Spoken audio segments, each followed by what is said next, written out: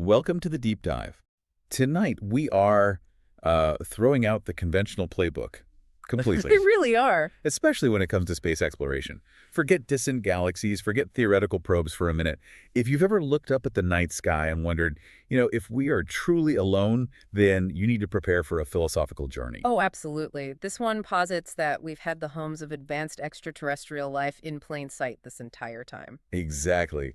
We are plunging headfirst into an extraordinary piece of source material today that completely, and I mean completely, reframes our place in the universe. Indeed. Our source is a book of immense scope and, frankly, ambition. It's called The Legend Mind, Zero to Infinity, and it's written by the SKR, who's also known as Sonu Kumar. And we're zooming in on one specific chapter. That's right, chapter 22, titled Aliens Home Stars. And let me just say, this isn't just a science treatise or some work of sci-fi.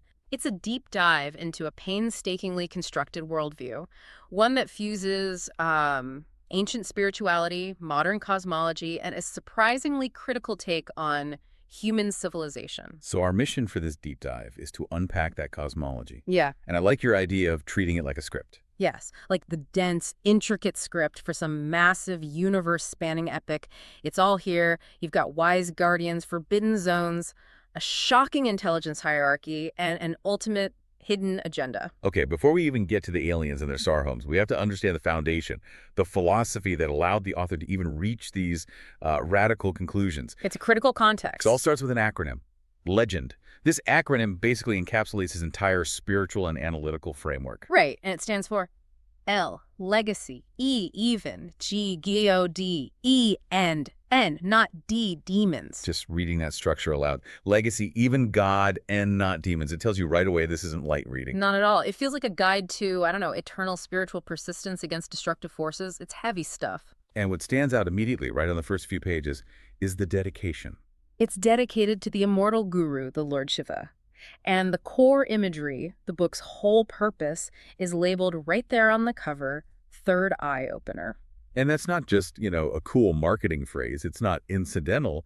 It defines the entire methodology. It really does. The preface states very clearly that the book is eye-opening for those who want to do great work in their own life. So it suggests that the truths inside are accessible, but not through conventional observation alone. Exactly. It's through a kind of enlightened, multi-layered perception. It's about opening that metaphorical third eye to see what's really there. Which, of course, raises a huge question for you, the listener. How does a person even achieve that kind of perspective? And the author's background gives us the key to that. He didn't just stumble upon this. No. We are talking about someone who adopted a fiercely interdisciplinary and intensely ascetic lifestyle just to find these answers. And then he synthesized them. He pulls from science, math, religious studies, physics, cosmology, geography. It's all in the mix. And that's where this core philosophy of zero attraction of the world comes into play. It's central to everything. It is. The author was inspired by Lord Shiva's primordial lifestyle, which is defined by detachment, a fundamental rejection of worldly material attachments. And he didn't just admire it from afar. No, he lived it. The author notes that this influence led him to live alone, specifically to seek out and solve these big cosmological questions that drive the book. So this personal dedication, this act of stripping away all the noise and distraction and attachment, that's presented as the necessary first step. It's the prerequisite. You have to do that before you can even begin to understand the cosmic truths we're about to get into. It's the only way to see the universe clearly. So the argument is, you can't see the universe as it truly is. Yeah. You can't spot the guardians or see the zoo for what it is. If you're trapped. Exactly. If you're trapped by the very material desires, the money, the beauty, the clothes that exist, define the zoo animals. It's an intellectual and spiritual purification process, and that process sets the stage for the entire book's architecture. Okay, let's unpack that architecture then, because it really is structured like a three-act discovery. It's very deliberate. You have to understand the flow that leads us to chapter 22.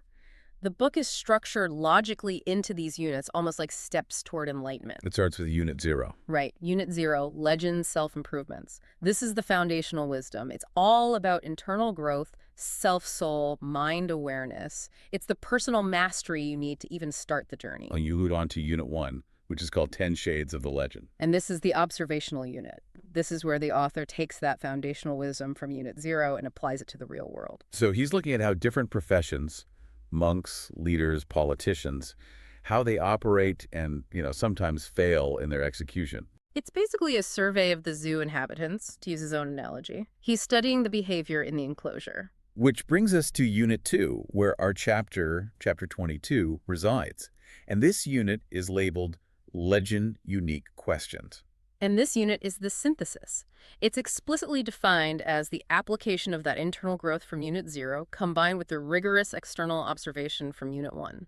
This is where he finally tackles the biggest, most mind-bending questions.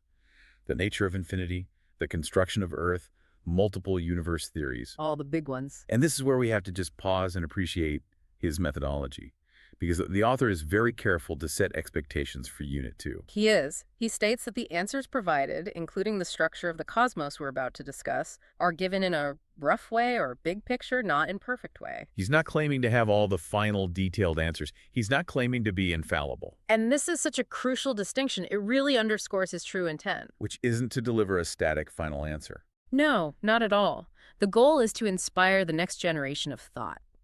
He sees his work as a foundational blueprint, this massive collection of unique questions and big picture theories that he intends for many more persons from different professions to pick up and run with. I love that intellectual humility.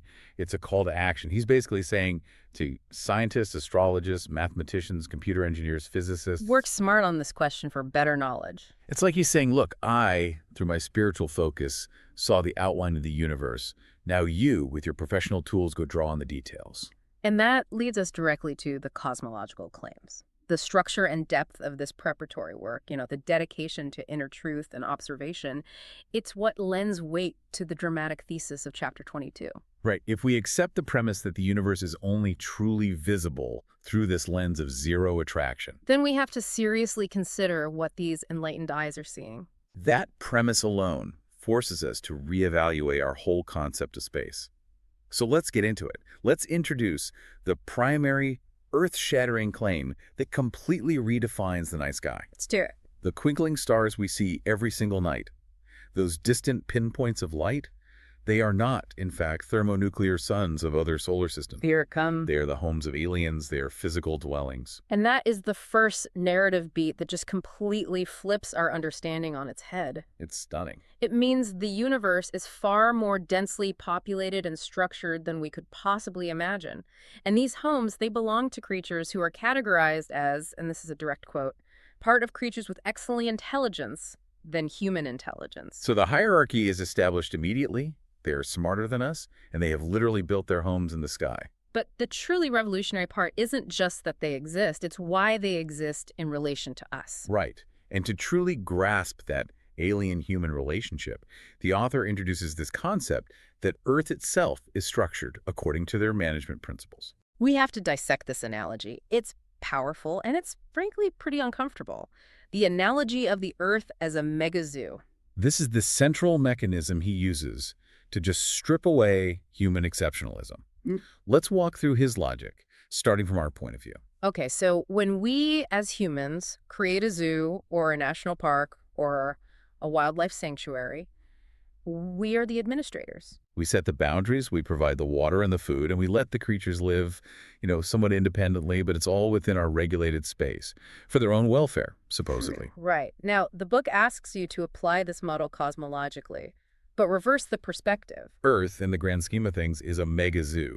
And the creatures living in it, and this is the critical part, include humans. We live freely and independently, or so we think. We think we're the masters of this domain, but we are merely the residents of a vast managed preserve. And the author provides this searing justification for why the aliens see this equivalence. It all comes back to that zero attraction philosophy. From the alien viewpoint, humans and creatures exhibit, quote, equal behaviors. And why? Because both groups fight for food with each other. Okay, I have to pause here because this is the key point of friction for anyone listening. You're probably thinking, wait a minute. Fighting for survival, a lion hunting a gazelle, that is not the same as fighting a world war or launching a multi-billion-dollar hostile corporate takeover. Of course, that's the natural human reaction. But that's where the brilliance of the zero attraction lens comes in. The author explains it. Animals fight for food in the immediate physical sense, To survive the day. to survive the day. But humans, the so-called intelligent species, we fight for so much more. We fight for assets, for money, for land, for status. The list goes on. Many more things. So the alien observer sees the underlying symptom. Precisely, the symptom of the conflict, not the complexity of the resource being fought over. I see. So it's a diagnosis of a generalized, pervasive struggle. The creature in the zoo fights for a piece of meat to survive. The human fights for a larger plot of land or a higher stock price to ensure the legacy of their survival. And both are driven by attachment and survival instinct. The resource changes, but the core behavior, that struggle for dominance and acquisition, it doesn't. From that detached viewpoint, it's all the same struggle. Exactly. The alien does not differentiate because both groups demonstrate equal symptoms of living their life as survival. If humans were truly superior, the argument goes, they would have transcended this constant attachment-driven conflict. And since we haven't. We are simply more sophisticated animals in a highly complex enclosure. Wow. Okay, so if that's the definition of humanity, the fighting creatures in the preserve, then the logical conclusion has to be that the aliens are the administrators, They are the zookeepers. confirming the source material. Aliens are the guardians or protectors of our universe, including Earth. They are the zookeepers tasked with managing this extraordinary, complex, and perpetually warring megazoo. And that role, guardians, is very specific. It means their interaction is strictly observation and maintenance. It's not participation. It's not conquest. They are managing an asset. So now we need to define these guardians themselves. We need a profile. We need to contrast their existence with the behavior they're observing in their earthly zoo. Right. Who are these sophisticated zookeepers? Let's dive into the specifics, and it starts with something that radically separates them from every creature they guard. Their survival needs. The contrast begins at the most fundamental level of life, sustenance. Aliens, the text says, only require oxygen and water to survive their life. That's it. Just oxygen and water. That's it. They completely bypass the entire food chain dynamic that fuels, 99% of all conflict on Earth? And the text really drives this point home. It says they do not prefer dead food, as humans and creatures do. Right. And that's a profound philosophical difference, isn't it? If you don't consume what was once living, it suggests a form of energy conversion or metabolism that relies purely on elemental resources. So they're not carnivores, not herbivores, not omnivores. They're elemental survivors. This absence of the need to hunt or farm or kill, it eliminates the primary source of conflict we were just talking about. It allows their community to naturally adhere to that zero attraction mindset that the author reveres. They're almost biologically predisposed to peace because their survival doesn't depend on competition for finite living resources. And their technology reflects this elevated non-competitive existence. It does. Their medium of transport is the UFO, the unidentified flying object. And while we humans are building localized, slow machines, cars, bikes, trains, aircraft, the key functional difference he points out is speed and scope. A massive difference. The source states that UFOs allow travel within second of time around the whole universe. Let's just sit with that for a moment, not quickly, within second of time. This isn't propulsion as we understand it. This is universal, instantaneous transport. It has to be. If their homes are the twinkling stars, they need to be able to traverse those astronomical distances instantly to maintain their sprawling universal management system. And our slow, localized movement is just another sign of our immaturity in this cosmic picture. It is. And that technological disparity, it reflects a massive wisdom gap between their culture and ours. Let's try and delineate that gap. Okay, the alien community has what the author calls wisdom-like behavior. And a key feature of that is that it is skipped world list of attraction. They are masters of detachment. Now look at the comparison he provides for humanity.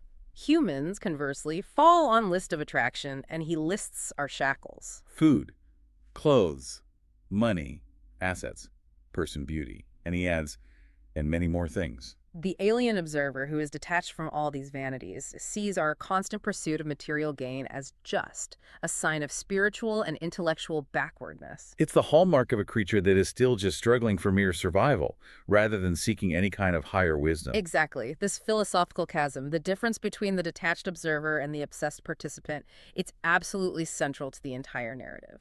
But now we hit a strange paradox, a real twist in the character design, if we're using that movie script analogy. Yes, their power versus their physique. When you imagine a hyper-intelligent life form capable of building star homes, you assume physical might, something imposing. But the source tells us the exact opposite. We have to discuss this surprising contrast in their physical form.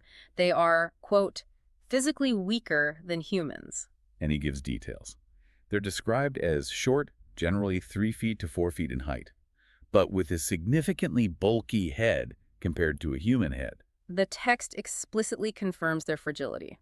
They are weaker than us. So if they're physically weaker, how can they be the superior intelligence? How does that work? Because their physical weakness is completely and totally irrelevant, it is compensated by unparalleled mind power. And the description of this is, as you said, cinematic.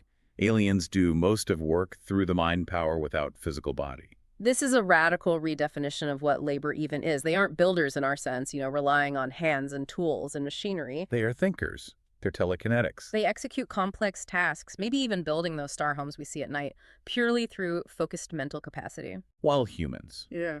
we rely mostly on our bodies, our 2 hands and our 2 legs, for our survival and our work. It's a fundamental difference in operating systems. And the ultimate consequence of this is the definitive intelligence ranking. Despite their lack of muscle mass, the alien is the most intelligent or supreme among all creatures. And that includes everyone. Humans, animals, and birds. They are the absolute pinnacle of intellect, which proves that true power in this cosmology is purely cognitive. And this supreme intelligence, coupled with their physical fragility and their fundamental distaste for conflict, leads us to the most compelling dramatic element in the whole story. The reason for their non-interventionist policy. Yes, if they're the guardians, why the distance? Why the silence? And here's where the narrative pivots from a general cosmology to a very specific judgment on humanity. Because the aliens are innately peaceful. They don't fight with each other, and they emphatically don't like war. And the author states that they left Earth, they physically left our planet, entirely because of the ceaseless observed conflict that spans all of our history. And he gives specific examples. He's not being vague. No, the source specifically names catastrophic human conflicts. The Mahabharata War, that great epic war of antiquity. And then jumps forward to the 2 brutal global conflicts, World War I and World War II. And the author uses these examples to define human nature. This unrelenting cruelty, observed across millennia, is what makes humans possess cruel or demon behaviors. This is the critical synthesis of that whole zoo analogy. Yeah. The creature in the enclosure is beautiful in its potential, but it is terrifying in its actual behavior. And this cruelty directly generates their policy of distance.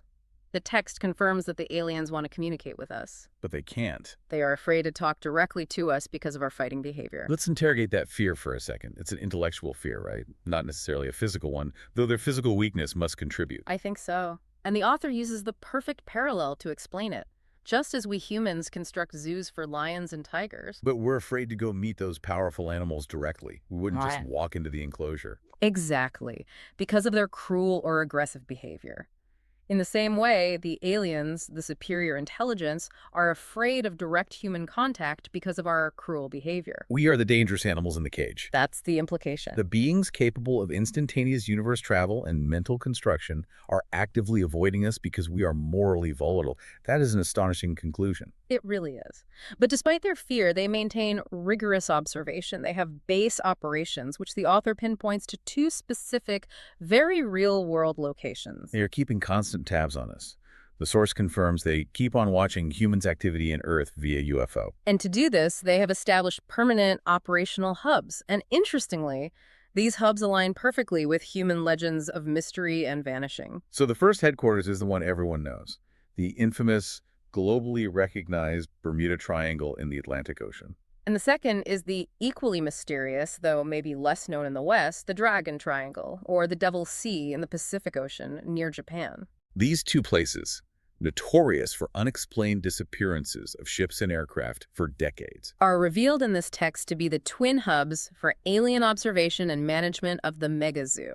and they are strictly secured areas. The rule is explicit and it's justified. No humans are allowed in these headquarters. And why? It goes back to the core issue.